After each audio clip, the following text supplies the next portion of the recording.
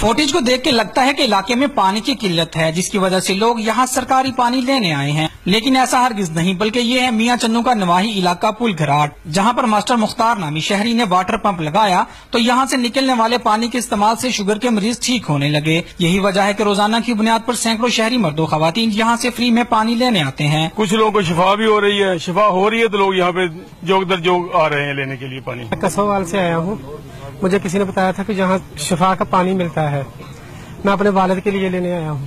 Master مختار کا کہنا ہے کہ زیر زمین نکلنے والے پانی کے استعمال سے نہ صرف اس کی شوگر ٹھیک ہوئی بلکہ خاندان کے دیگر لوگ بھی شوگر جیسی مرض سے چھٹکارا پا گئے۔ اس کے بعد بہن بھائی لے گئے، ان کی میل ہوئی، اس کے بعد بہن بھائیوں نے دوسروں کو بتایا، ان کی بھی میل ہو گئی۔ یہ ایسے ہی چلتا ہے، سلسلہ 7 ماہ سے چل رہا ہے۔ اب دیکھنا یہ ہے کہ زیر زمین نکلنے والے پانی کے استعمال سے اگر واقعی شوگر جیسی بیماری میں مبتلا مریض ٹھیک ہو رہے ہیں تو حکومت کو چاہیے کہ وہ یہاں بہتر انتظامات کرے تاکہ پاکستان بھر میں موجود شوگر کے مریضوں کا علاج ہو سکے۔ اشر نعمان، میاں چنو اب تک۔